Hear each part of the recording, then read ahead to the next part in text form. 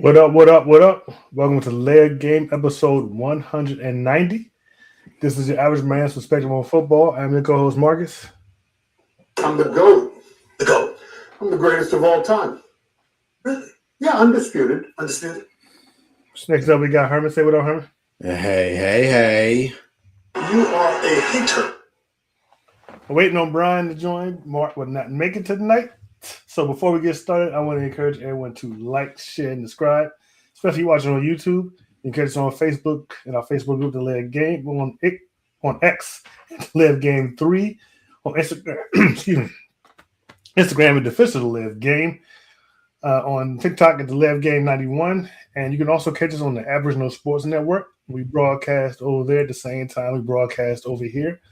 When you're done checking us out, going over to Aboriginal Sports Network and check those guys out. They do a little bit of everything over there. They do football, baseball, basketball, MMA, WWE. They do it all over there. That's the Aboriginal Sports Network. I guess, Herman, you're hosting tonight. Do I have a choice? I guess not. Before we get started, we got to go ahead and pick this game. Oh, yeah. So, got the Rams traveling into Seattle to take on the Seahawks. Marcus, who you got? I am taking the Rams. My Super Bowl pick, by the way. It's looking real good right about now. Yeah, actually, it is looking pretty good, especially with the way the NFC looks. I'm going with you too. This should be a good game though, but I gotta go with the quarterback I trust the most, so I'm gonna go with the Rams too in this one. Mark is picking the Rams, and if Eddie Kane ever joins, I guess we'll find out who he's picking. So let's go ahead and start our news story. You can go ahead and jump into your news story, Marcus, and we'll. No, wait, never mind. Let's get Eddie Kane. I'm the one selling the records. You coming to see me? You're coming to see the Temptations. Ain't nobody coming to see you, Otis. Eddie Kane is a rock. Perfect timing, as usual.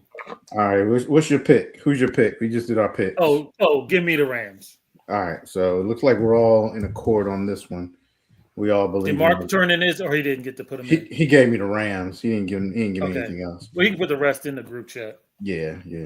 So it looks like we're all on the Rams.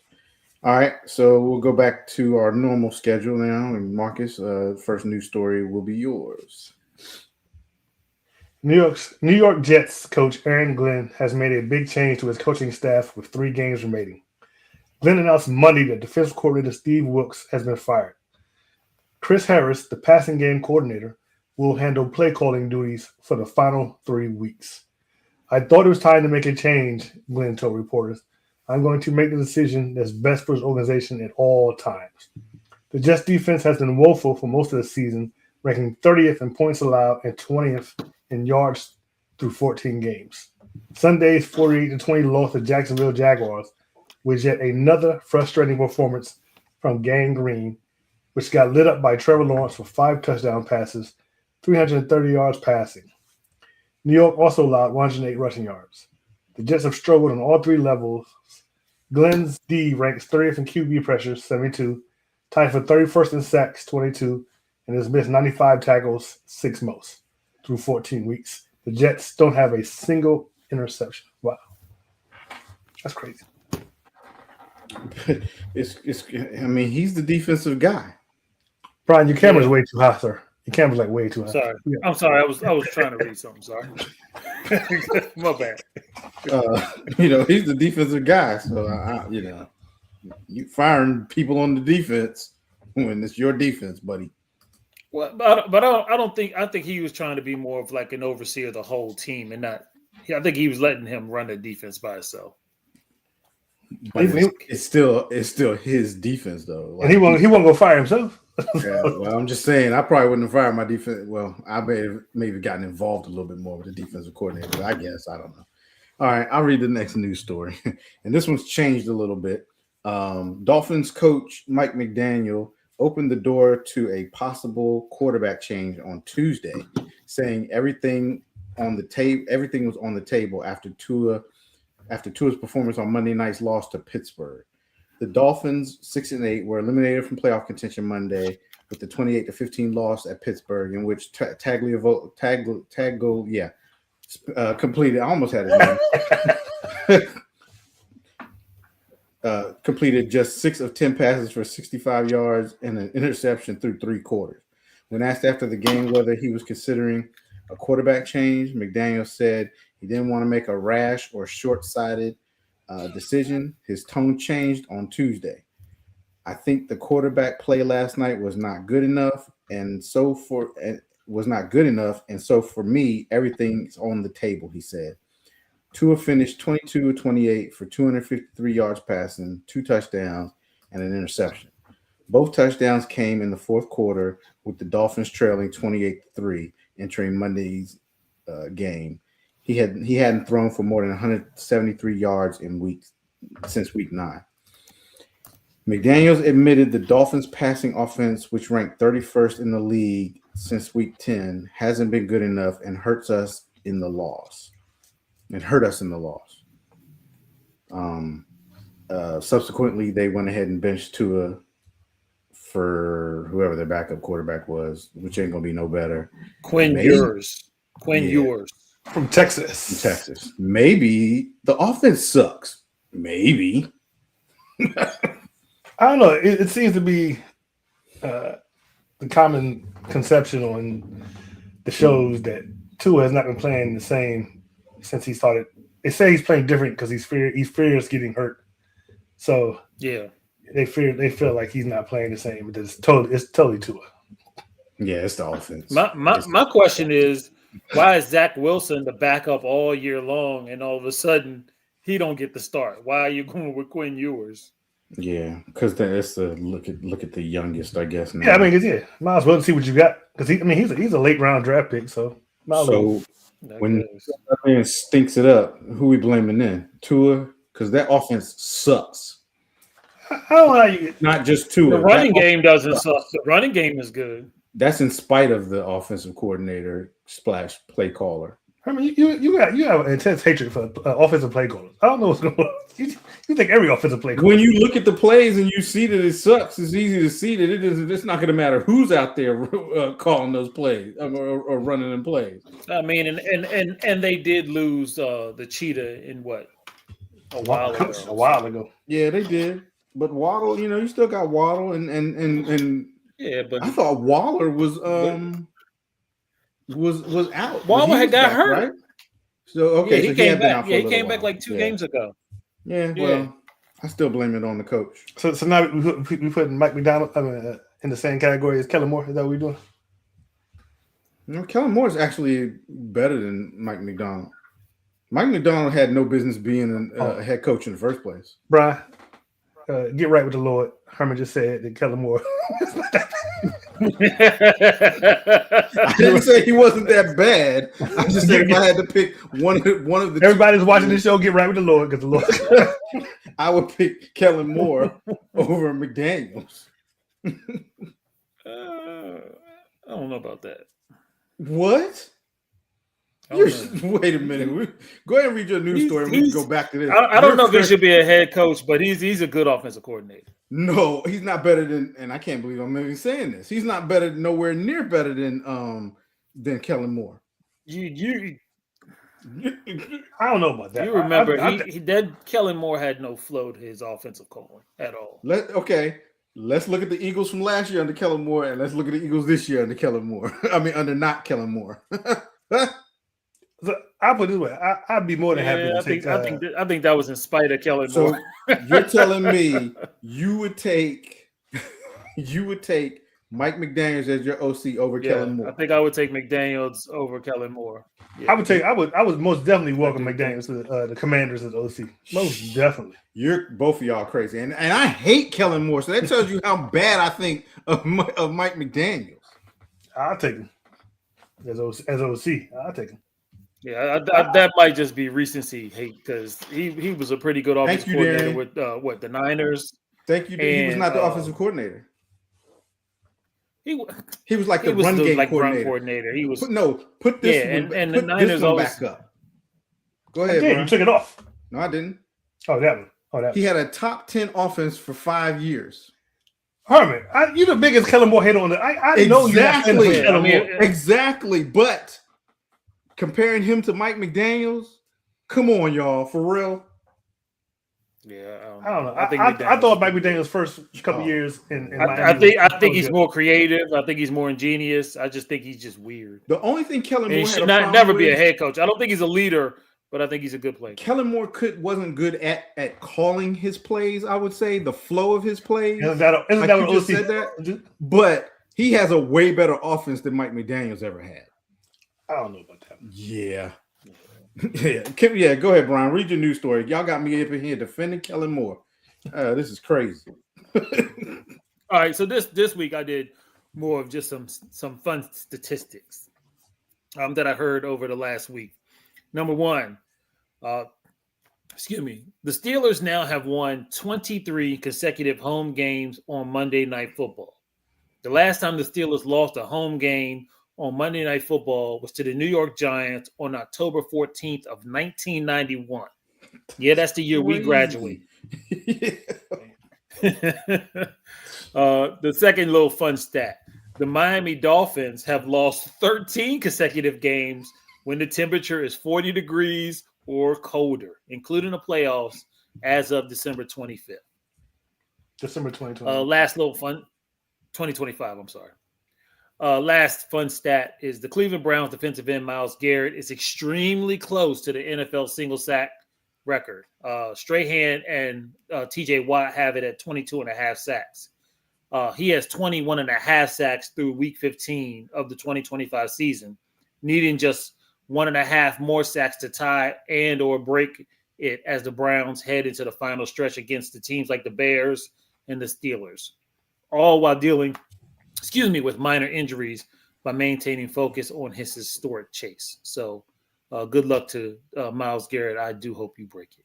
Cleveland, please trade this dude in the offseason so you can build your team. They just signed him. I mean, it's going to be murder on their cap. Somebody will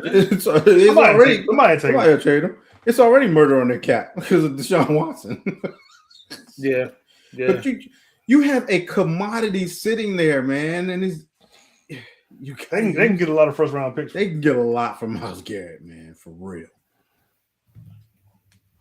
All right, so we're gonna move into our hot topic. That's the news. I tried, Brian. I tried. Thank you, Colin Cowherd, for letting us steal your shit. Steal your stuff. Family show. All right. So let's get into this first hot topic.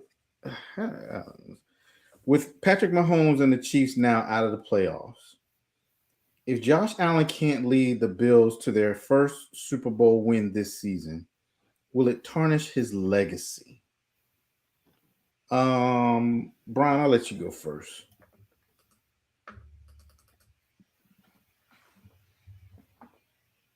What'd you say? I said I'll let you go first. Are you paying attention, sir? Oh, okay. All I heard was go first. That's all I heard. And then Marcus didn't say nothing, so I'm like, damn, baby. Tarnish his legacy. I don't know. I mean, does Josh really have a legacy right now? I mean, you took it right. Has he really won anything? I mean, he's a great quarterback, but all of his wins and everything are really in the regular season. I mean, his legacy as a playoff quarterback or a championship quarterback are still in question. So I don't know if it'll tarnish his legacy. I think it'll be very disappointing if they don't get to the Super Bowl right now with the competition that he has ahead of him. I think that the way that he's playing this year, he has a strong chance to he's just been dominant, to be honest with you.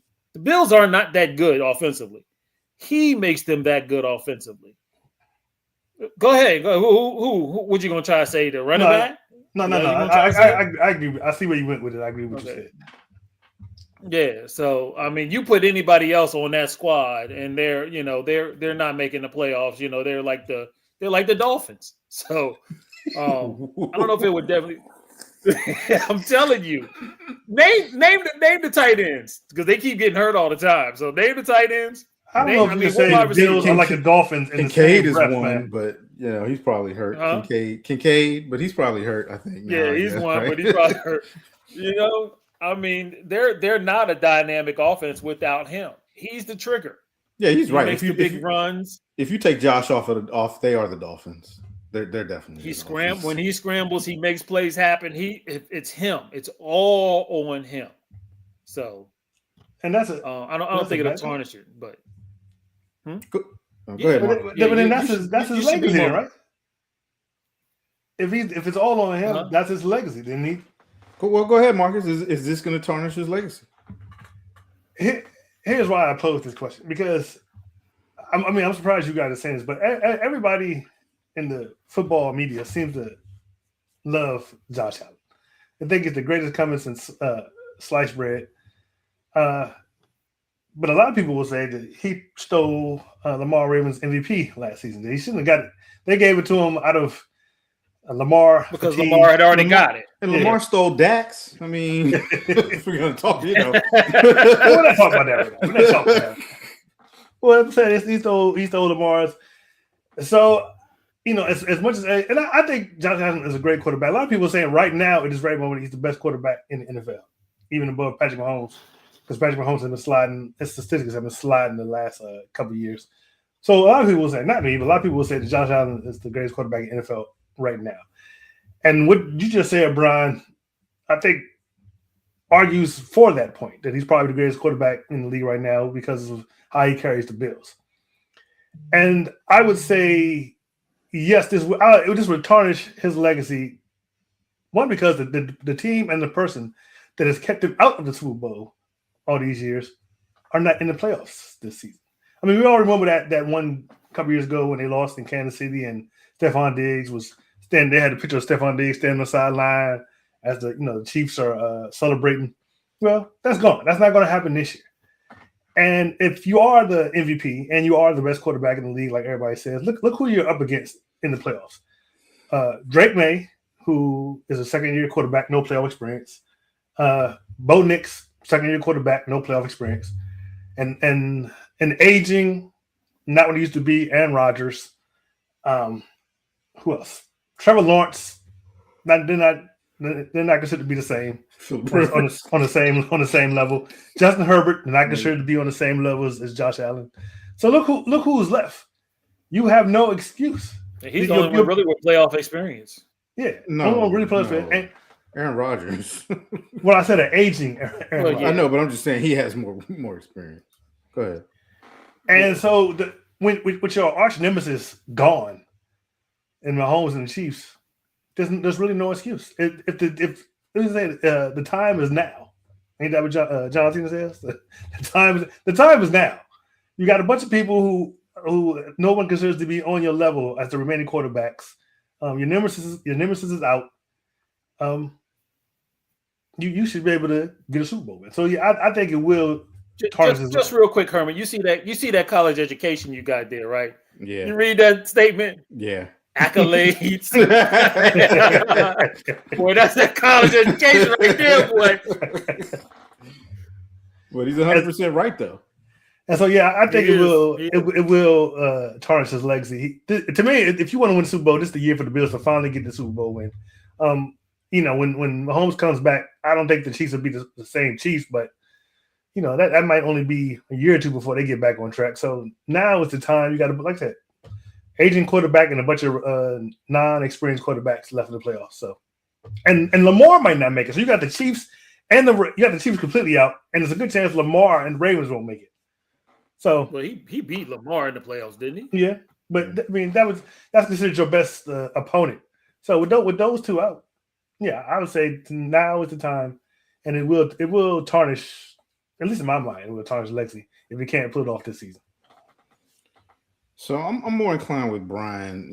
If he doesn't make it this season, it's right on par with what his legacy is right now, which is he's a great quarterback in the regular season, but it just doesn't work for him in the playoffs or in the Super Bowl. And we gotta stop this. It's the quarterback. It's all on the quarterback. Josh Allen might go out and have the greatest game ever in their first week of the playoff game, but lose because the defense can't stop nobody. Does that tarnish his in that playoff game? Right. Does that 15 tarnish seconds or something, or 12 seconds? Yeah. So are we Defense tarnishing couldn't his stop. legacy if he doesn't throw any picks, doesn't turn the ball over, puts up 300-something yards passing, 4 touchdowns, but your defense can't stop nobody, and the opposing quarterback threw 5 touchdowns? I can't say, well, that tarnishes your legacy. That we got to stop putting all of this on the quarterbacks, man. And Is the quarterback in the most important position in NFL football? yeah, only because he touches the ball every down and or every snap or whatever. And you do have to have that franchise quarterback. But the thing is that when it gets into the playoff times and when you get to these crunch games, sometimes when your quarterback is sitting on the sideline and you need to stop the other team from getting that first down and you don't do it, I'm not blaming the quarterback. So he can't get all the accolades and he can't get all the blame. That's what needs to stop. Okay, like, let me Darian said too, it rotates every year. It rotates every year. Okay, let me change the nature of the question then. Do the Bills need to? Is this Super Bowl or bust this year for the Bills? Yeah, every year should be a Super Bowl a bust for all teams. I know, honestly. That's the first thing I was thinking too. I'm like, it's every year. Yeah, but not every team is realistic. It's still Super Bowl or bust. It was Super Bowl or bust for the Raiders this year. Yes. Because you don't go to play in the Every NFC Championship or AFC every Championship. team. You don't go just to make the playoffs. Every team is Super Bowl or bust. Every team doesn't have a realistic chance. You don't start the season looking for a draft pick, okay? Every all this team, stuff to win the Super Bowl. every team doesn't have a realistic chance. It doesn't matter. If you don't hold up the trophy, your season was a bust. Doesn't matter, period. So, again, I don't think it tarnishes his legacy because it would just be right on par with where his legacy is right now. I mean, Dan Marino was one of the greatest and is known as one of the greatest quarterbacks ever, and he never won a Super Bowl. And that kind of a little bit tarnishes his legacy. No, it don't. Nobody ever really tarnish. It doesn't really tarnish his legacy. It is kind of like a butt. Every time they do the greatest Super Bowl never win a Super Bowl list, the greatest quarterback that won a Of Super Bowl course, list. he's going to be on there. But, but when they talk about the greatest quarterbacks too, he's up there too. Like he just is. So again, we could be looking at another Dan Marino. I don't know that Josh Allen had to Allen make the Super Bowl first to be another Dan Marino. But yeah, it's true. I guess. And he made it in the second year. So Yeah, I don't know. Josh may never make it. He may never make it. We just don't know. So all that trouble they give Lamar, they should give it to Josh too. I mean, Josh Allen really is Dak Prescott. In all honesty, it's just they the same. But Josh Allen just he gets more. They like him better because he's not on the America's team. So it is what it is. All right, let's move into this next topic. I like how this is worded because I'm gonna tell you what my answer is. If you had to bet your life on a team to win this year's Super Bowl, what team are you going with? And we'll start with the AFC side first, or is it any team out of the whole list? Yeah, it's AFC then AFC. Okay, so you can pick any team, but it just so that you had an idea of. Right. Okay. Well, I gotta be betting my life on stuff. Yeah. Well, I'll go first on this one. With this year, I wouldn't bet my life on picking anybody. I ain't even gonna lie. I wouldn't bet my life on picking anybody because these teams are way too wishy-washy. Now, I'll pick somebody just for the sake of this argument. That's you got to pick somebody. I'm gonna pick somebody. Yeah. So, out of all the teams, and I'm picking the Super Bowl winner, right? So let me look at this again, man. This is rough. Yes. This is rough. I'm gonna go with the Rams. I gotta go with the Rams. Did you read it off? Read off the teams. Oh, okay. Well, I didn't read them, but okay. I thought we were doing. What about the AFC? You gave the NFC. No, because you're doing a winner. You're doing a Super Bowl winner. No. This is who wins the Super Bowl. This is just out of all of them. Right, out of all of them. So you got on the AFC side, you have the number 1 seed Broncos. They're 12-2. You have the number 2 seed New England Patriots. They're 11-3. You got the number 3 Jacksonville Jaguars, who are 10-4. You have the number 4 Steelers, who are 8-6. You have the number 5 Chargers, who are 10-4. You have the Buffalo Bills, who are number 6 seed at 10-4, and the Houston Texans, who are the 5th or the 7th seed at 9-5. And in the hunt are the Ravens and the Colts. On the NFC side, you have the Rams, who are 11-3. They're the number 1 seed. Number 2 seed is going to be the Chicago Bears. They're 10-4. Number 3 seed is the Philadelphia Eagles. They're 9-5. The number 4 seed is the Tampa Bay Buccaneers, who are 7-7. The number 5 seed is the Seattle Seahawks, who are 11-3. The number 6 seed is the San Francisco 49ers, who are 10-4. And the number 7 seed is the Green Bay Packers, who are 9-4-1. So my pick is going to be the Rams. I think they're playing some of the best football. They probably have the easiest path in the NFC, so they probably won't get a whole lot of resistance right now from the other teams.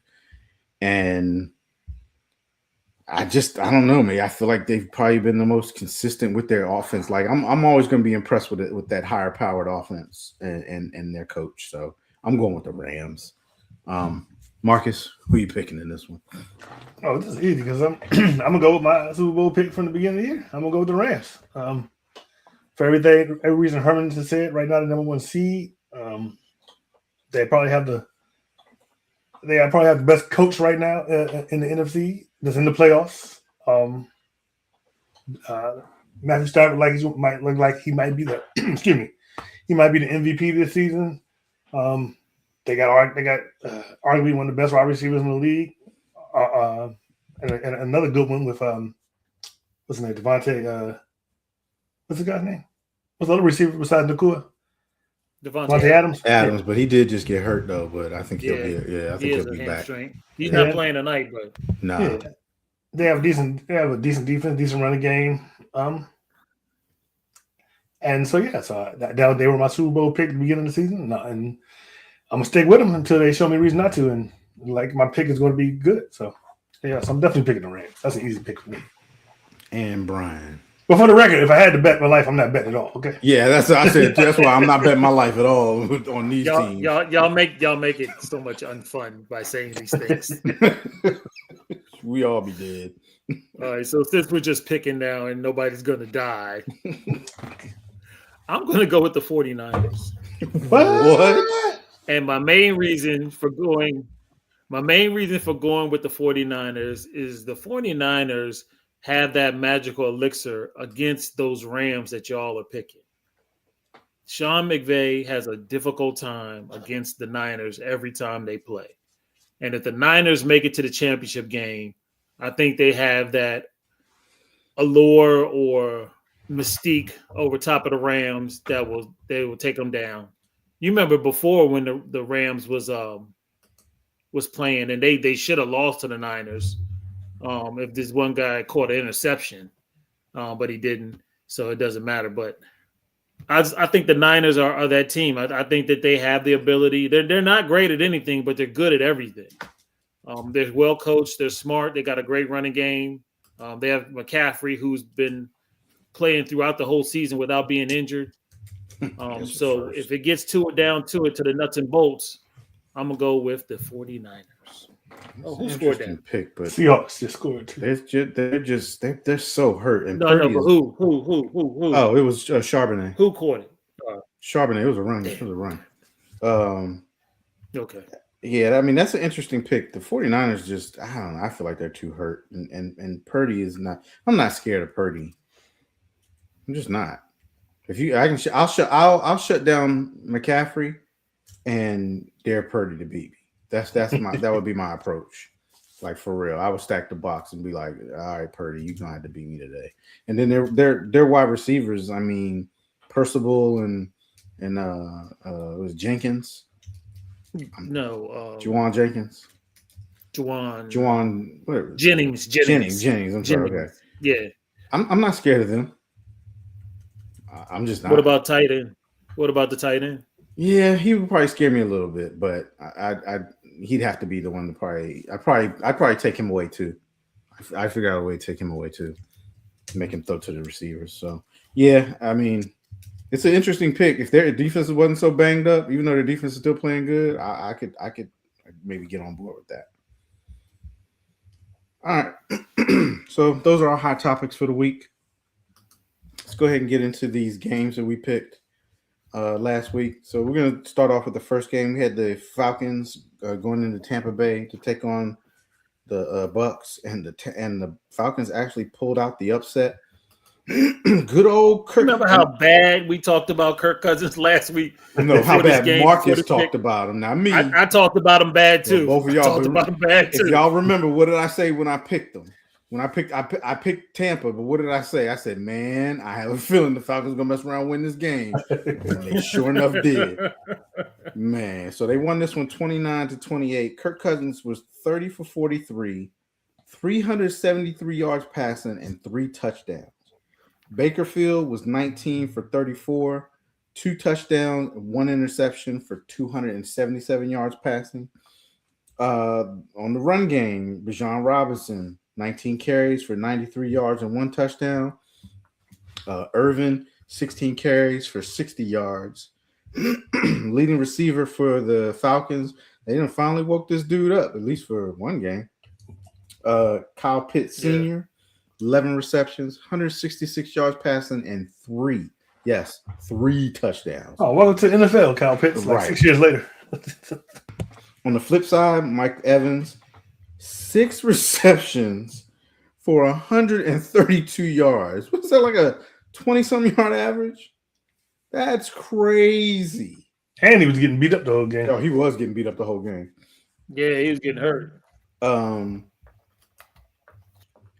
Atlanta had total yards, 476 yards total to Tampa's 338.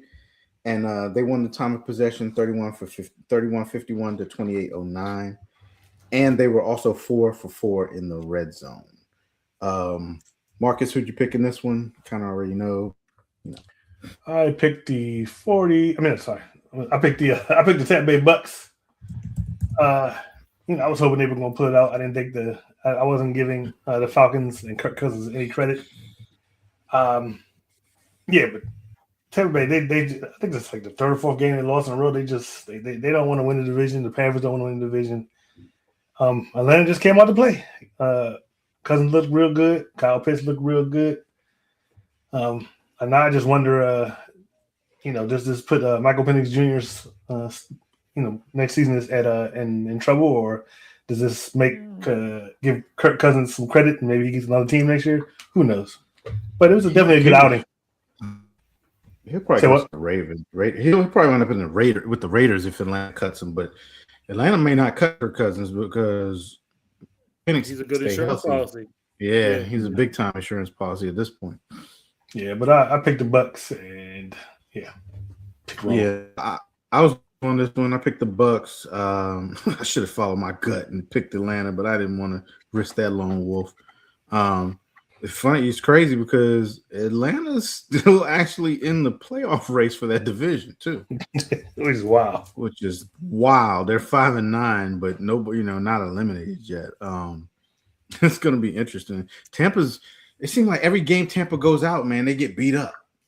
Yeah. Like physically, they're just getting beat up. Evans came back, he's getting beat up. I mean, it's crazy.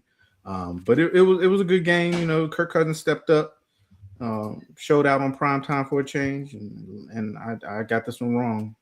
Brian? Oh, Mark had Tampa also.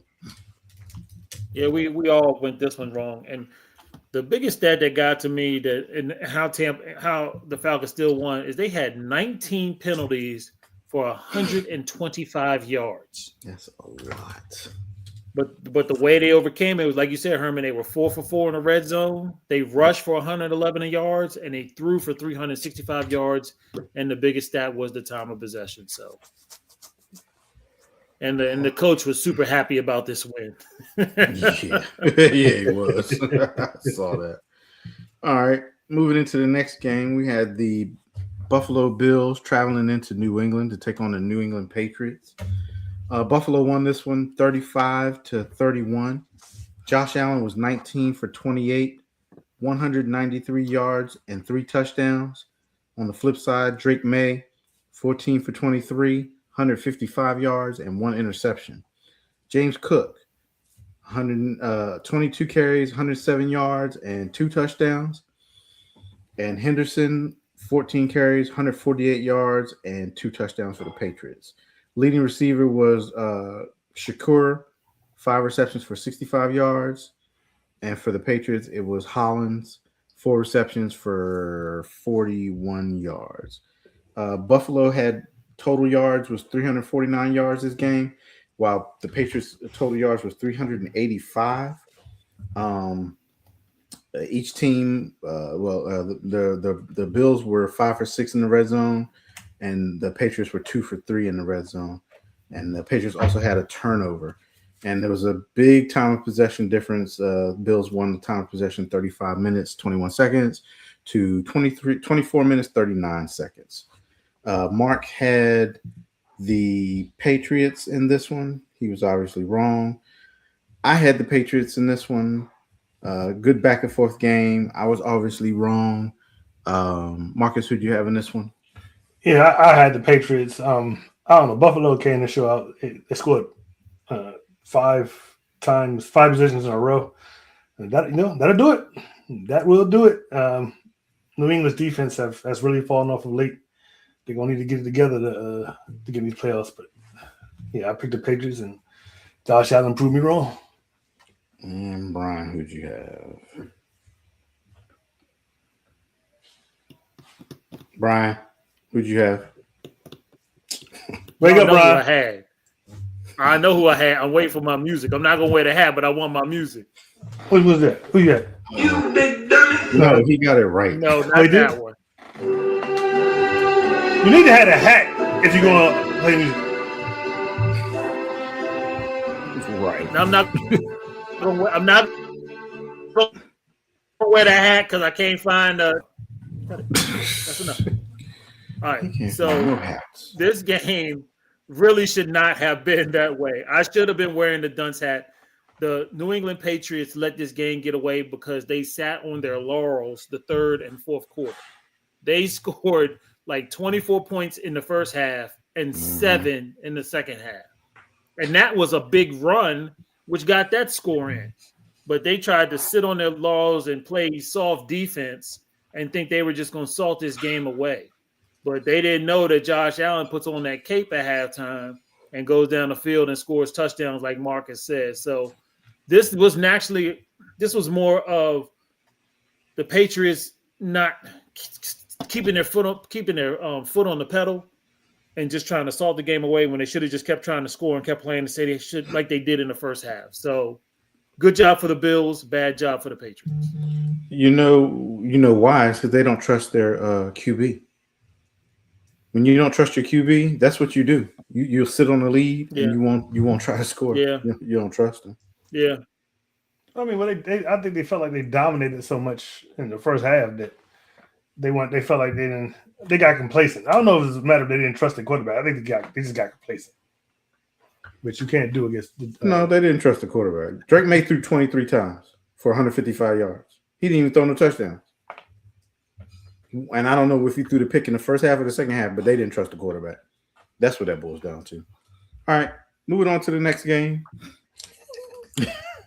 We had the Indianapolis Colts traveling into Seattle to take on the Seahawks. Seahawks won this one 18-6. That is a weird score. It's really weird when you say who the starting quarterback was for the Colts. Yeah. Go ahead. Sam Darnold was 22 for 36, 271 yards passing. And for the Colts, Phillip Rivers, yes, I said Phillip Rivers, not Phillip Rivers Jr. 18 for 27, 120 yards passing, 1 touchdown, 1 interception. Leading rusher for Seattle was Charbonnet, 8 carries for 31 yards. Leading rusher for the Colts was Taylor, 25 carries for 87 yards. Leading receiver was that dude, JSN, 7 receptions, 113 yards. And the leading receiver for the Colts was Abdullah, 5 receptions for 32 yards. Seattle had 314 yard total yards in offense, and the Colts had 220 total yards. Colts also had 1 turnover. Time of possession, Colts actually won the time of possession 31 minutes, 5 seconds to 28 minutes, 55 seconds. Marcus, who'd you have in this one? I picked. You picked. We all picked the same. Okay, yeah, I picked the Seahawks. Yeah, I mean, I was picking the Seahawks obviously because Philip Rivers was starting, but I give him props. He didn't look that bad. I mean, What? he didn't look that. He had a game. Herman, read his stats again. He had a game-winning drive until 18 of 27 18 for of 120 27 yards. for 120 yards. I mean, well, those are Jalen Hurts numbers. So, I mean, you acting like he was. You acting like they weren't in position to win the game. He led a game-winning drive until it wasn't a game-winning drive anymore. And then he threw the interception at the end, but he had him in the game. I mean, but he looked terrible. I mean, he looked terrible, and he put up 16 points offensively. Look, I told Darian watching the game, I said, if you watch, I said his ball is in slow motion while everybody else is running normal speed. That's how it looked. It looked crazy. I mean, I hate when he throws because he doesn't throw the ball. He pushes the ball. Puts it. Yeah. I hate that. But you have to look at what they brought him in to do. He did what they brought him in to do. That's true. He did what they brought him in to do. So it was decent. It was I felt like he put in a decent plays out there. What gets me is, and I didn't realize this, but I saw it last week, is that 5 years after you retire from the NFL is when they stop giving you free health insurance. And so he came back right before his health insurance. right before his health insurance out. So his whole now family good. I might be understanding a little bit more. You got 10 kids. You need to keep the health insurance coming. He made some pretty good money during his time in the league, though. He did. But I picked the Seahawks, and the Seahawks, health insurance is expensive, Herman. That's true. They probably get some type of discount though. They're one of the biggest conglomerates in the world. The NFL is so. So I picked the Seahawks, and I feel like they should have put up, considering who the starting quarterback was, they should have put up better numbers. But hey, props to the Colts defense. So yeah, the Colts defense was huge in this one. Who'd you pick, Brian? Yeah, I was with you guys, and I picked the Seahawks. And this was the scoring: field goal, field goal, field goal, touchdown, field goal, field goal, field goal, field goal, field goal, field goal. The Seahawks didn't score a touchdown. The kicker helped me win my fantasy game because the Seahawks couldn't score a touchdown and still won this game. But yeah, I picked the Seahawks and I picked it right. Hey, them 3 points count. Okay. Yeah, I picked Seattle too. Yeah. I couldn't see any way, and like you said, he didn't lose them the game, but there was no way I felt like they could win this game with Philip Rivers. And like you said, the disappointment was Seattle's offense. Mm-hmm. Like where did it go? Sam Darnold has started to fall off a cliff a little bit there, and it's getting a little like, come on, dude, what are you doing? But yeah, and they were at home. That was crazy. But I picked. And they kicked a 56-yarder. I mean, which is not that bad anymore, but that used to be a big kick. That's a big kick, yeah. But Rams scored. Stafford's holding his arm. There's a flag though. But yeah, I picked Seattle. I got that one right. All right, let's move on to the next game. We had the coming back. We had the Detroit Lions traveling into Los Angeles to take on the Rams. Rams won this one 41-34. Matthew Stafford, 24 for 38, 368 yards passing, 2 touchdowns, 1 interception. On the flip side, Jared Goff, 25 for 41, 338 yards passing, and 3 touchdowns. Leading rusher for the Rams, Williams, 15 carries, 78 yards, 2 touchdowns, and Jahmyr Gibbs for Detroit, 13 carries, 38 yards. Leading receiver for the Rams was Puka Nacua, 9 receptions for 181 yards. So that's about 20-some yard average. And Amon St. Brown, 13 receptions, 164 yards, and 2 touchdowns. The Rams had 1 turnover. Rams were 4 for 6 in the red zone, while the Detroit Lions were 3 for 4 in the red zone, and the Rams won the time of possession 33 minutes, 35 seconds to 26 minutes, 25 seconds. I'll go first in this one. I did pick the Rams. This was a good game. Not a lot of offense, not a lot of defense, whole lot of offense. But I had more faith in the Rams, and they pulled this one out. So I got this one right. Brian, who'd you have in this one? Yeah, I did pick I picked the Rams. I did pick the Rams. I thought the Rams were the hotter team. Yeah, and they did show it. Detroit did very well. Detroit did very well. I mean, this game really could have went either way, but like Herman said, 519 total yards on offense means that the Lions defense was non-existent, and they basically did what they wanted. And then, like Herman said again, with the time of possession, and then being 3 for 3 on fourth downs, it's difficult to win those type of games. So I picked the Rams, and I picked it right. And Marcus.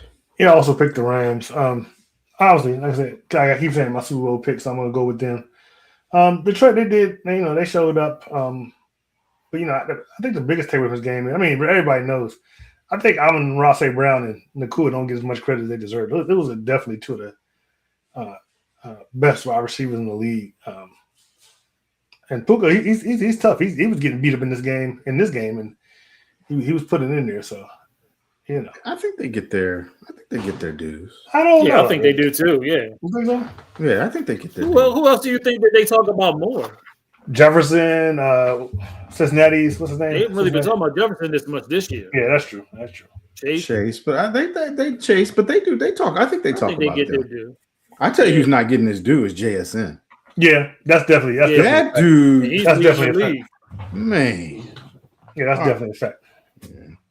All right, let's move on to the next game. We had the Minnesota Vikings traveling into Dallas to take on the Dallas Cowboys. The Vikings won this one 34-26.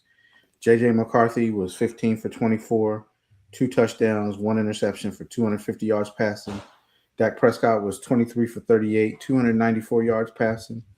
Leading rusher for the Vikings was Aaron Jones Sr., 12 carries for 34 yards, and leading rusher for the Cowboys was Javonte Williams, 15 carries for 15 carries, 91 yards, and 1 touchdown. Leading receiver was T.J. Hawkinson for the Vikings, 4 receptions for 66 yards, and CeeDee Lamb was the leading receiver for the Cowboys, 6 receptions on 111 yards. Dallas had more total yards in this one, 423 to 327. Dallas also won the time of possession, 32 minutes, 36 seconds, 27 minutes, 24 seconds. But Dallas was 2-5 in the red zone, and the Vikings were 3-4 in the red zone. Dallas was also penalized 7 times for 58 yards compared to 3 times for 17 yards for the Vikings. Marcus, I'll let you go first. Who'd you have in this one? Yeah, I picked the Cowboys. I thought they could be able to pull it out. Up until this game, I was saying that the Cowboys probably going to make the playoffs over the Eagles, but that's going to happen. Yeah. I tell you, if J.J. McCarthy could play the Commanders and the Cowboys every week, he'd be MVP. That's the truth. He'd be MVP. I don't know where does J.J. McCarthy been at the rest of the season, but he shows out against our team. So, hey. Yeah, I picked the Cowboys too. They definitely needed to win. They should have won, but they have the most incompetent defensive coordinator in the NFL right now. Yeah, he still got a job, and Steve Wilkes is fired. Yet he still has a job, and Steve Wilkes has been fired. I mean, make it make sense. I'm not analyzing this game. I'm just not until they get a competent defensive coordinator who knows how to use his players. You're not going to win any more games. You said something? You were breaking up. Oh, I said until they get a competent defensive coordinator, you're not going to win any more games.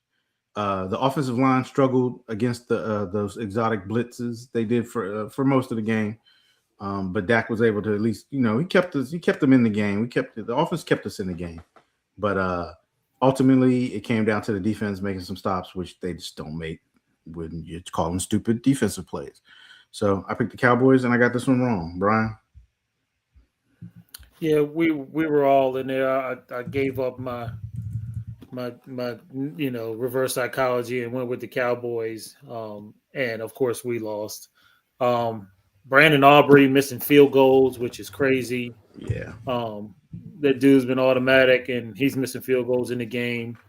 Like Herman said, the offensive line. I mean, it wasn't our starting offensive line, but nonetheless, we ran well. We had the ball. We should have scored more in the red zone. How the Cowboys defense keeps letting quarterbacks who are subpar look like Hall of Famers. Like Hall of Famers is baffling. Like Marcus said, I mean, JJ McCarthy was just carving them up like he had been, a seasoned vet. He's probably going to keep his starting job now, thanks to the Cowboys. They're going to see that job. Say we got faith in him, and he's really not that good. Like Herman said, man, linebackers are nowhere to be found on the plays. I mean, how do you not have a decent middle linebacker to do something? I mean, he's running to the right when the running play is going right up the middle. He's running to the middle when it's going to the outside. I mean, he just had no idea. It's ugly. It's ugly. It's sad. It was nice to have the dream. We still got a 1% chance. 1%. Let's go, Commanders this week. But it looks like the dream is over, and you got to give it to Minnesota, and you got to give props to their defensive coordinator because he had a dynamite game plan. Even though they put up the numbers, he kept them out of the end zone. He's a beast. I love his defenses and stuff. Yeah. Watching it, what he was running. I mean, Dallas tried to counter it on offense. And you don't know who. Name 2 players on their defense that. And no, he's on Detroit. But Dallas tried to counter some of those blitzes by sticking their backs up in the gaps. But I didn't like that. I felt like maybe you should have spread them, and maybe got some of those linebackers off the field, and you wouldn't have been able to run those exotic blitzes that he was trying to run. So I feel like you played right into his hand. Putting the backs right up in the personnel that we were putting on the field against those blitzes. So, but hey, it is what it is. And Pickens, I'm gonna need for you to be playing again. Where are you, Pickens? Yeah, I mean, I'm gonna put this one more on Dak. Couldn't get the ball out, even though he did get it out to CD. I don't know. I just don't know. I don't know. Anyway, all right, let's go to this last game. We had the Pittsburgh Steelers going into. I'm sorry, you had the Miami Dolphins going into Pittsburgh to take on the Pittsburgh Steelers. Steelers won this one 28-15. Aaron Rodgers was 23 for 27, 224 yards passing, and 2 touchdowns. Tagliavoa, I said that wrong. Tua was 22 for 28, 253 yards passing, 2 touchdowns, and 1 interception. Apparently, he's the reason why they lost the game, though. But when Jalen Hurts puts up numbers like this, it's never his fault. Because he wins the game. It doesn't make any sense. Gainwell was the leading rusher, 13 carries for 80 yards. And Achane was the leading rusher for Miami, 12 carries for 60 yards. Leading receiver was Metcalf. He had 3 receptions, 55 yards, and 1 touchdown. And Achane was the leading receiver for the Dolphins, 6 receptions for 67 yards. Steelers had total offense 336 yards, while Miami had total offense of 285 yards. And Miami turned the ball over 1 time. Time of possession, Steelers won that one 33-33 to 26-27. Steelers were 3 for 3 in the red zone, and the Dolphins were 2 for 2 in the red zone. And they were penalized 6 times for 31 yards compared to the Steelers 4 times for 25 yards. I'll go first. I had the Steelers in this one. Main reason I did was because it was a cold weather game, and Dolphins don't usually play good in the cold. But looking at these stats now, though, the fact that they're benching Tua for this, nah, I'm not buying it. I'm going back to it's the offensive coordinator. Yeah. I don't believe in Mike McDaniels. He should be fired. He shouldn't have never been the head coach. He sucks. And that's why the Dolphins lost this game. This ain't on Tua. He was 22 for 28, 2 touchdowns, 1 interception. And we're benching the quarterback. The quarterback play wasn't good enough. Maybe the play calling wasn't good enough. Brian, who'd you have in this one? I I don't see Waddle as the leading receiver in this game. I see the running back. So it looks like he threw to the running back a lot in this game. 67 yards. The running back and the Yeah. tight end. 6 receptions, yeah. I don't know, yeah. So Where'd the other I don't know. 200 I mean, I guess you could put that on. I mean, is that play calling or is that Tua just dunking the ball down and not trying to throw the ball or not trying to let the play develop? Does he have time to let the play develop if the line's not protecting him? And then if your line's not protecting you, why are your receivers running such deep routes? See what I I'm mean, saying? but I guess, but I mean, obviously, there's something going on that you're benching the quarterback. I mean, I don't think all this is on the line. I think some of this is on Tua. But why Hey, Tua? I mean, you could. My quarterback has 6 incompletions in a game. I don't know how you blame that on the quarterback. You got to look at the. You got to Herman, you can dink and dunk all day. Yeah, you can dink and dunk all day. And have a good completion record, but you ain't gonna get no wins. Yeah, but if you're then dinking and dunking, I don't biggest think you're thing going to put up 253 yards of passing. I don't think. I don't know. But the thing really on this game, and I can't find the stats now, but Kenneth Gainwell went off on this team. He did. He was everywhere. He only had 80 yards rushing, but I know he had a bunch of yards receiving too. He did. I mean, every time you turn around, Rodgers was dunking it off to Gainwell, and Gainwell was picking up 10, 15, 20 yards. So Gainwell was the reason why the Steelers won this game, but I did pick the Steelers, and I picked this one right. And Marcus, Mike McDaniel's apologist. First of all, who said I'm a Mike McDaniel's apologist? I said I want him as an OC. I ain't saying I want him as a coach. You have become one. Okay. I picked Pittsburgh, and little did I know in watching this game, this would be the game that ended Tua's career, probably. I mean, to me it was obvious. The Steelers they need this win to stay in the playoffs. The Dolphins, even though they've been on a hot streak lately, it's a cold weather game. We already know how they do in the cold weather, and my biggest takeaway from this game is I just want to be like Aaron Rodgers is on the Steelers version of the tush push. He's just standing back there chilling. That's the kind of life I want to live. Aaron Rodgers on the Steelers tush push. But yeah, I picked the Steelers and I was right. All right, so that's the games for last week. How did y'all do? I was 3-3. I was 3-3. 4-2. All right. Let's move on into this week's games. First game up. Let me get to where. Okay, here we go. Sorry. First game up. We already picked the first game. Just so we know, the Seahawks were 1.5-point favors in this one, and the predictor liked the Rams 53% of the time. Moving into the next game, we have the Philadelphia Eagles traveling into Washington to take on the Commanders. The Eagles are 5.5-point favorites in this one, and the predictor likes the Eagles 68% of the time. I'll go first in this one. I would love to see it happen. I know it won't, so I'm not going to pick it. Well, I don't think it will, but give me the Eagles. They wound up with the easiest schedule towards the end of the year. So they'll win. Somebody will finally back-to-back the NFC East. Give me the Eagles. Brian, who you got in this one? Give me the Washington Commanders. He's hoping. The Eagles have a hard time with the Commanders. They do. And they playing at home, and I think they want to. I don't know. I'll probably go to wear the hat next week, but give me the Commanders. Marcus, who you got in this Who did one? Mark pick? Oh, that's right. He didn't give us. So Yeah, all right. I definitely think it's possible the Commanders can win this game, but I don't think they will. I'm going with the Eagles. Marcus is going with the Eagles. You only have so many times this year to pick the Commanders, Marcus. Hey, I picked them a lot last year. They give me a reason to pick them. I pick them. Okay. All right, next game up, we got the 9-4-1 Packers traveling into Chicago to take on the 10-4 Bears. The Packers are 1.5-point favorites, and the predictor likes the Packers 59% of the time. Marcus, who you got? I am taking the Packers. I'm taking the Packers. Brian, who you got?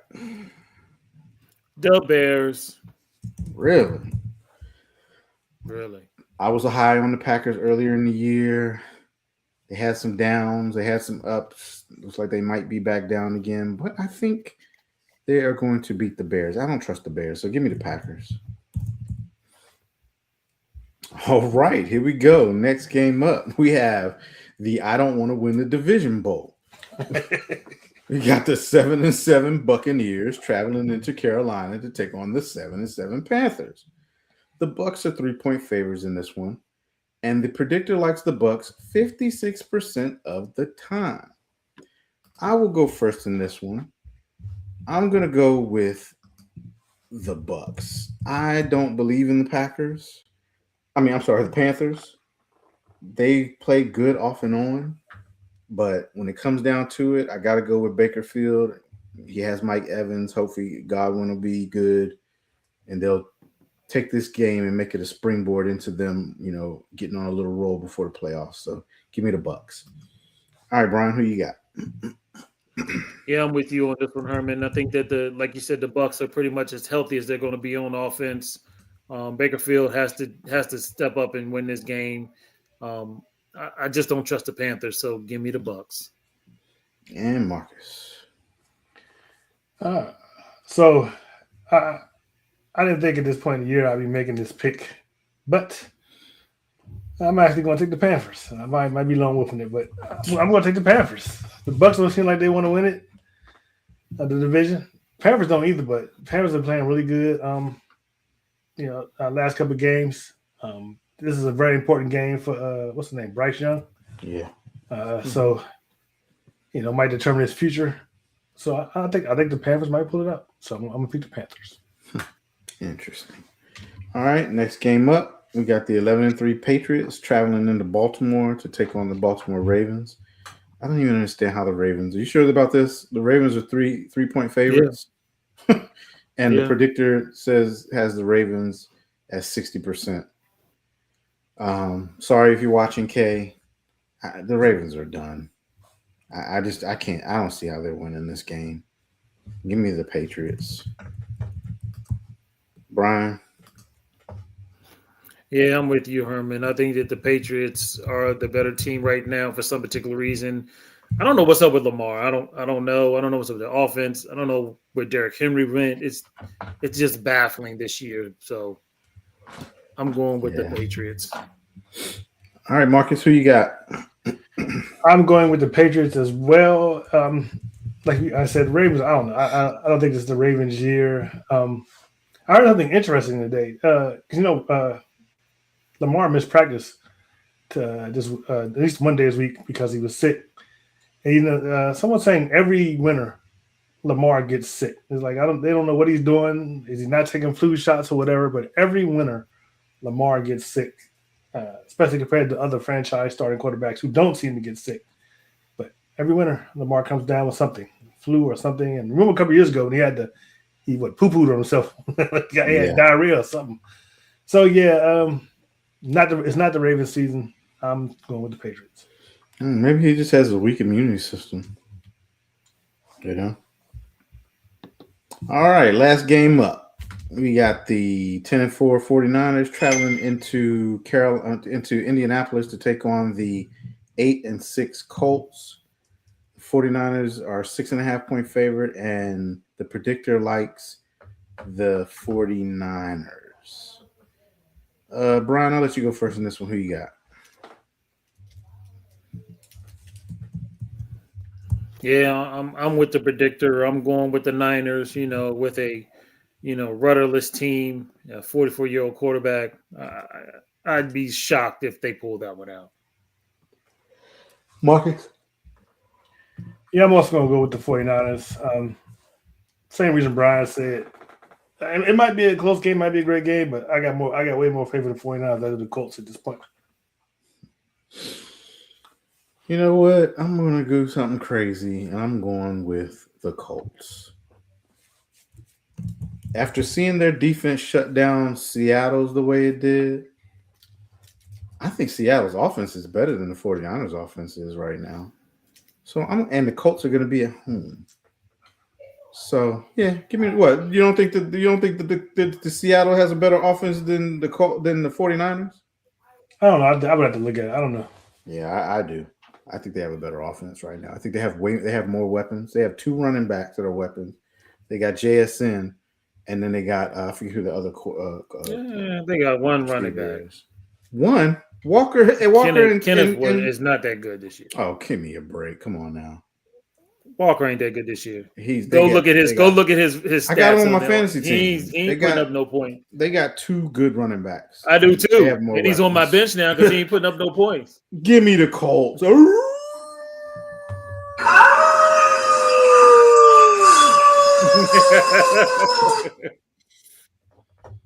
All righty.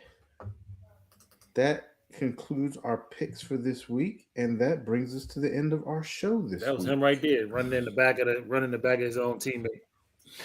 Ouch. Thanks for everybody. We appreciate everybody joining. We'll give you our final thoughts, and then we will get up out of here. Brian, you got a final thought for us this week? So y'all can watch the rest of the game.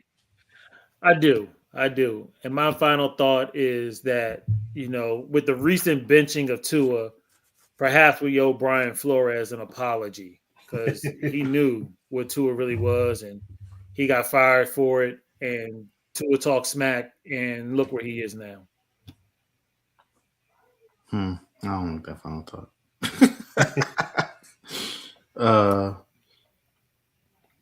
I don't really have one.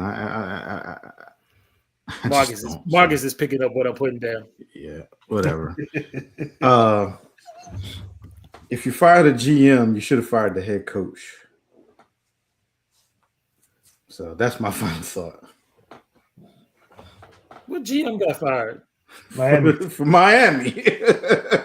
Now. What GM got fired? For the Miami Dolphins? Yeah. It's delayed. I think our response is delayed. Yeah. Oh. Yeah, it is. I'm struggling on Wi-Fi tonight. Marcus, I'll throw to you for your final thought, and we'll get up out of here.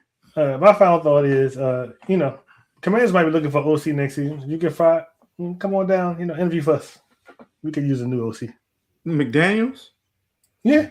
Yeah, I hope y'all do hire him. I ain't worried about that offense. Whatever. Trash. You'll see. Trash. Before we get out of here, I want to encourage everyone to like, share, and subscribe, especially if you're watching on YouTube. You can catch us on Facebook and our Facebook group, The Delay of Game. We're on X at Delay of Game 3. On Instagram at The Official Delay of Game. On TikTok at Delay of Game 91. And we're on the Aboriginal Sports Network. So be sure and go over and check those guys out once we finish here. We will see you next week. Same bat time, same bat channel. Peace. We out. Peace.